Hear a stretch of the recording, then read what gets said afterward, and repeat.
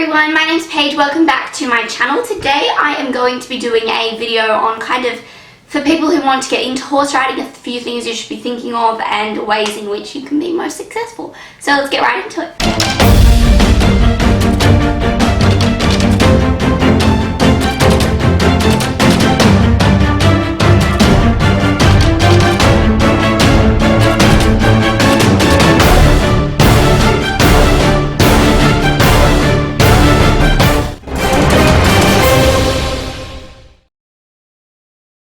The first thing obviously is if you are wanting to start horse riding, experience it before you make any long-term investments. So whether that be go on a trail ride, even though I wouldn't really recommend doing that because most trail places that run them, the horses are very automatic.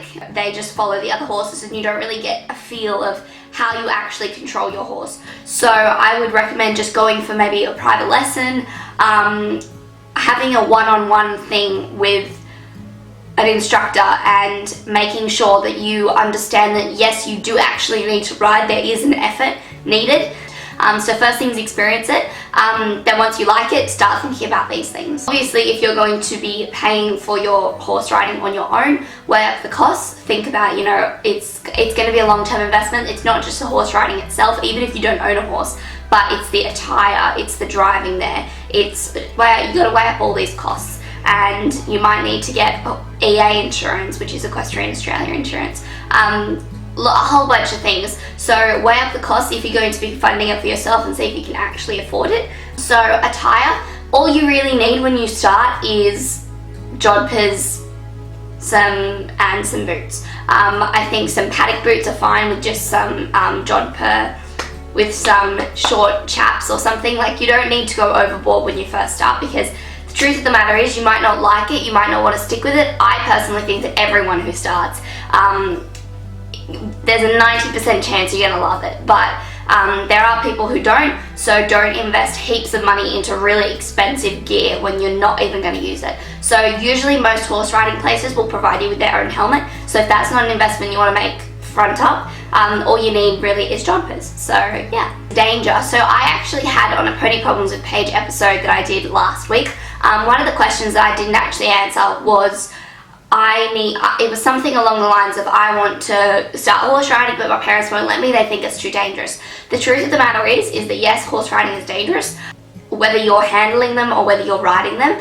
However, I think that experiencing something amazing, teamwork stuff that's going to build you up, the good things outweigh the danger. But do be aware that yes, you're going to fall off, it's going to happen, and I don't think danger is something you should be concerned about, and you shouldn't let it consume you if that's something you are concerned about, because if you do let it consume you, you're not going to enjoy it and you're wasting money on something that you're stressing about. So yes, there is fear involved for some people, or for pretty much all people, but at different levels, but I would recommend just try not to let that danger consume you. And if it's something you're really concerned about, start on an easy horse, speak to your instructor and try and build it up into a horse that you feel needs a bit more riding and needs a bit more experience.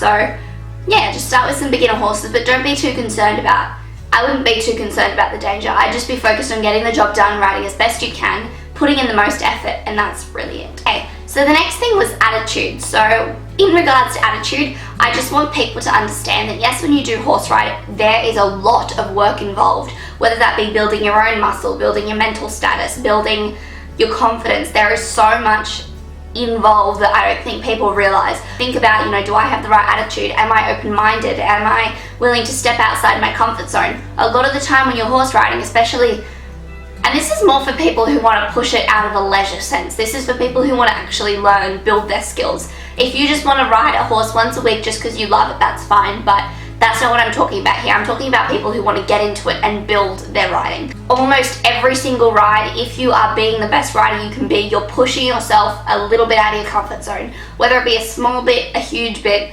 you are always pushing yourself out of your comfort zone. And the important thing to remember is that horses you are not dominating your horse, but they're looking for you to be the leader. And if they don't want to go outside their comfort zone, you have to be there to persuade them to do so. So for you to do that, your comfort zone you need to be able to push the boundaries within yourself. By that I mean, if you are asking a horse to do something, you continue to ask until you get your results. You're clear, you're direct, and you can't give up. You got to keep pushing and pushing and pushing. So attitude is a very big thing, and I think you should basically just look to, I need to push my comfort zone, 2 steps forward, 1 step back. I say that all the time in my videos, but it's true.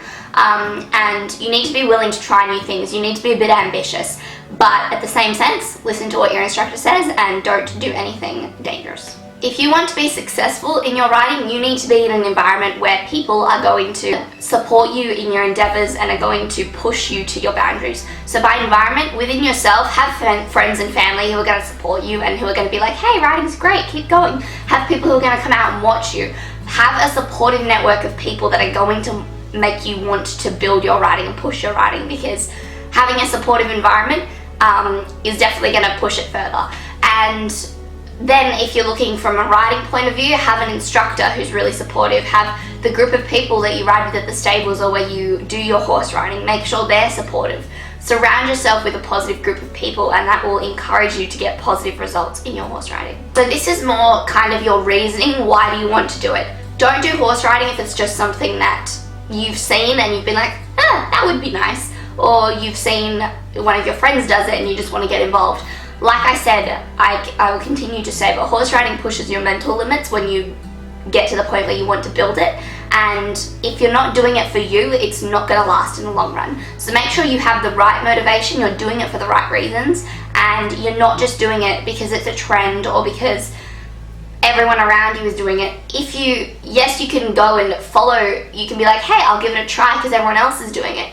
But don't stick with it unless it's really going to be for you, because in the long run, you're going to waste money, you're going to waste energy, you're going to waste time when you could be directing your energy into something that's really going to make you happy. Like I said, 90% of people will love it, but make sure your motivation, you're doing it for the right reasons and you're doing it for you. This again goes back to kind of your attitude. You have to remember that if something doesn't go right, that's not the end. You've got to keep pushing, you've got to keep going, and you can't just give up, because the truth of the matter is that you are working with another teammate. Yes, they're not humans. Yes, they can't speak. You'll pick up body language and you'll pick up communication skills with your horse, and sometimes you won't get those communication skills, or sometimes you won't get what you want, and you need to be persistent so that you get the results that you're looking for. And I think that's kind of with anything in life as well. Seek some advice from lots of different resources. So look at some tips for beginner horse riders, ask your instructors, talk to other riders you may know, and see what advice they can give you from when they started. And I actually have a video on my channel called Tips for Beginner Horse Riders, which I'll leave a link to in the description box or pop-up card right now. And if you guys want to go watch that, I have about 20 tips that I would really give to you guys, and it's not really an attitude, it's more like physically what you should be doing.